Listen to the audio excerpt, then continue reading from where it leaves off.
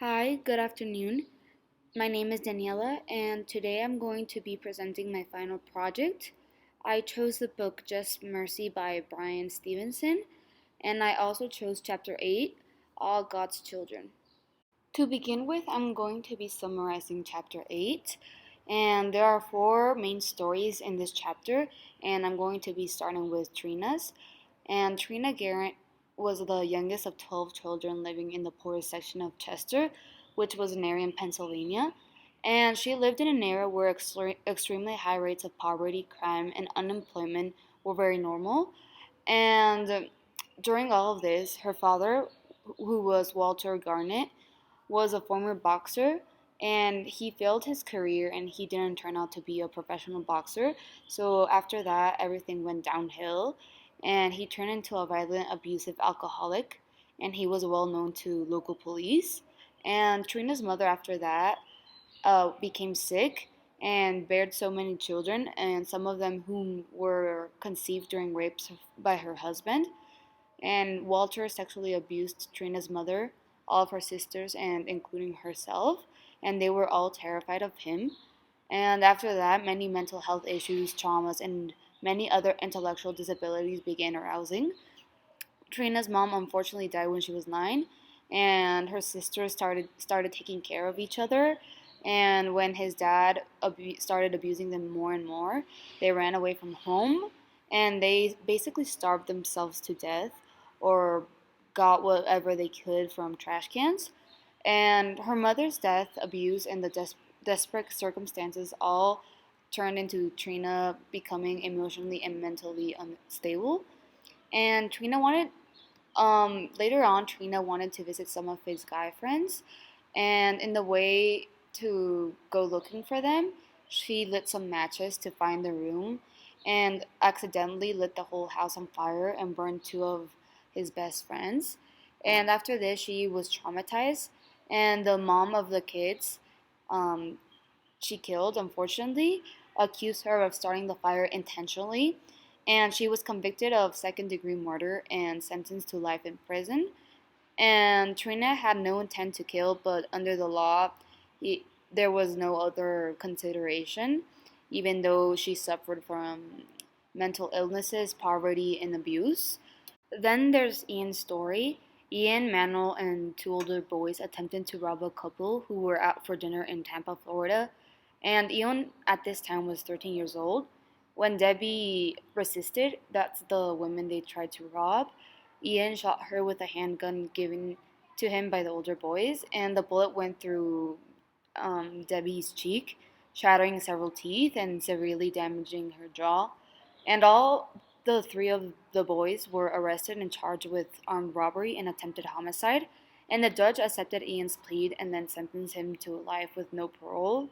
And the staff at the institute he was put in um, put him in a solitary confinement, which was basically a concrete box the size of a walk-in closet where you wouldn't see anyone, and he was in that box for like 18 years. And during that time, he was known as a cutter. He would basically find anything to cut himself and watch himself bleed. This is what isolation caused him to do. And he spent 18 years in solidarity. And one day he had one phone call per month. And he used that phone call to call the women he tried robbing. And his sincere apology really moved Debbie. And they became friends. And she was very stunned to hear from the boy who had shot her, and she forgave him and tried convincing the prison system to let him out because when all this happened, he was still a kid. The first quote I chose that really stood out to me was on page 159, and it says, "The Steiny execution was horrific and heartbreaking, but it reflected the racial politics of the South more than the way children accused of crimes were generally treated. It was an example of how policies and norms, once directed exclusively at controlling and punishing the black population, have filtered their way into our general criminal justice system." For the language of this quote, I found it that the tone was very upsetting and unbothered. For the keywords, I said that Steiny execution, policies, norms, and black population stood out the most. And what made this quote stand out is the fact that he was wrongfully accused and convicted because he was a person of color, and that after years of this incident, a white person is rumored to be guilty. He was just a kid when all of this happened, and he had a life to live, but unfortunately, it was stripped away from him at a very early age. The second quote that stood out to me the most was on page 148, and it says, "The extraordinarily high rates of poverty, crime, and unemployment in Chester intersected with the worst ranked public school system among Pennsylvania's 501 districts.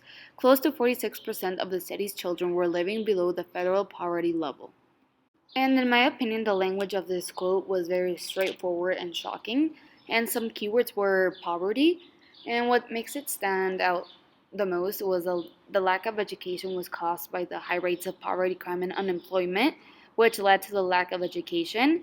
And some ideas brought to the surface was that the government should invest more in education and instead of wasting it in unnecessary projects.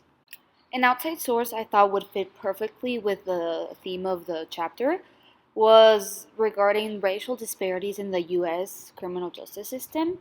And it basically talks about how the mask that the racial disparity that parades the US criminal justice system and how it is for African Americans in particular, and how they are more likely than white African Americans to be arrested. And once they are arrested, they are more likely to be convicted. And after they are convicted, they are more likely to experience lengthier prison sentences. And it goes the same way for Hispanic people. And it also shows that one in every three black boy born in the year 2001 could expect to go to prison in his lifetime, as could one of every six Latino compared to one of every 17th white boy, which shows how unfair the system is. It also goes on by saying that the US is a world leader in its rate of incarceration, and it's dwarfing the rate of nearly every other nation. And also that the United States, in effect, operates two distinct criminal justice systems, one for the wealthy people and another for poor people and people of color, and how they divide the system into two. Another outside source I thought was important to incorporate was about sexual assault and domestic violence, because out of the three characters that I read from the chapter, either they were sexually assaulted or domestic violence abused.